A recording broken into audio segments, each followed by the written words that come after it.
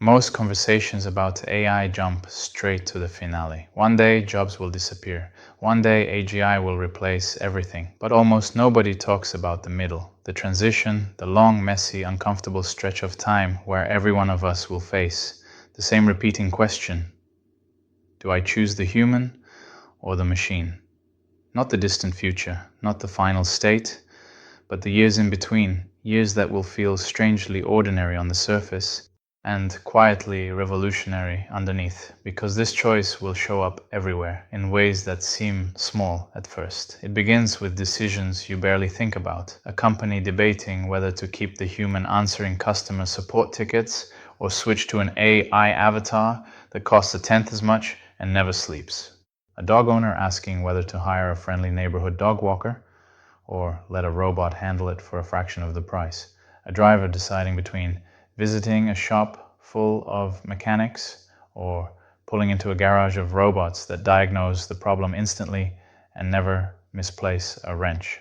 None of these choices feel like the future when they're happening in isolation. They feel like convenience, optimization, a better deal, but they start piling up. And one day you look around and realize every industry, every daily interaction has begun quietly splitting in two lanes, the human lane and the machine lane. For centuries, progress meant humans competing with other humans. Better education, more training, more experience. But during this transition, something new happens. Humans must compete with machines that improve faster than any person can learn. A teacher might give you compassion and stories and inspiration, but the robot tutor gives your kid perfect feedback, infinite patience, and custom lessons that adapt on the fly.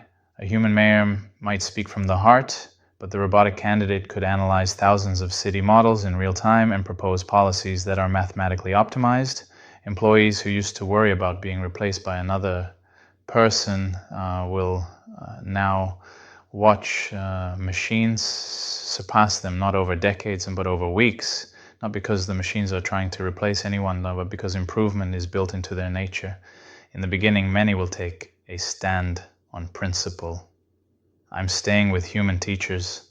I'll always choose a human doctor. I don't trust an AI running my city. My customer support is handled by real people. And for a while, this will spark debates everywhere, online, at dinner tables, in countries, in companies, in families. People who choose humans will feel noble. People who choose machines will feel practical. Everyone will be sure they're on the right side. But here's the thing, AI progress doesn't care about the debate. It will keep improving, week by week, version by version. A student taught by a robot might jump multiple grade levels per year. A business using AI support might gain a reputation for flawless 24/7 responsiveness. A city using an AI mayor might see crime drop, traffic flow improve, and budgets balance. And suddenly, choosing humans won't just be a philosophical stance, it will start having consequences.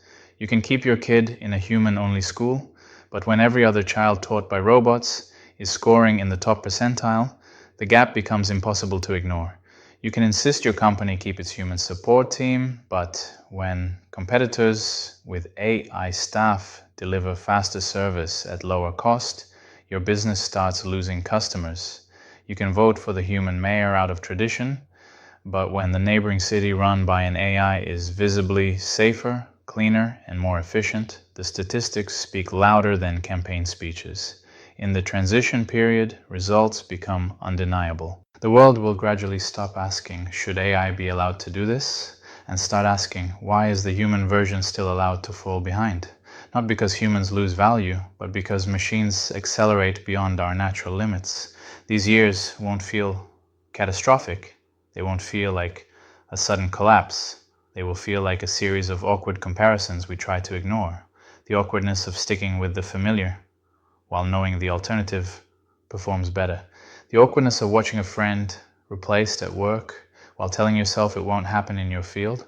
The awkwardness of recognizing that the human version of things, the version we love, respect, and identify with, might slowly become the nostalgic option rather than the optimal one. This won't be a single moment of disruption. It will be a slow erosion, a gradient of change, a steady stream of decisions where humans lose not because they're bad, but because machines keep getting better. Eventually, the distinction between human lane and machine lane fades. Many decisions won't even feel like choices anymore, just obvious defaults.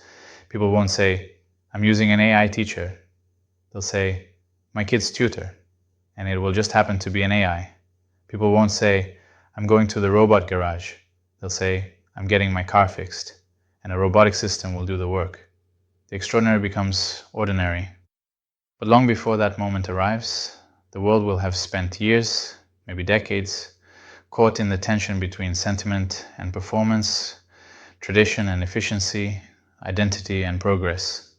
Those years are where the real story is, not the moment jobs vanish, not the finale of automation, but the transition. The era where we keep choosing which version of the world we want to live in, even while the results keep nudging us toward the same answer. And that's why this transition period matters. Because long before automation becomes universal, long before societies adapt their laws and cultures, and long before anyone officially declares that the future has arrived, we'll all feel it first in those small personal decisions, the ones that seemed harmless at the beginning. Those tiny moments where you glance at two options, human or machine, and choose one without thinking too much about it. Because in the end, it's those little choices that quietly shape the world. The same little choices that, in the beginning, didn't feel like the future at all. If you like this kind of content, please share it.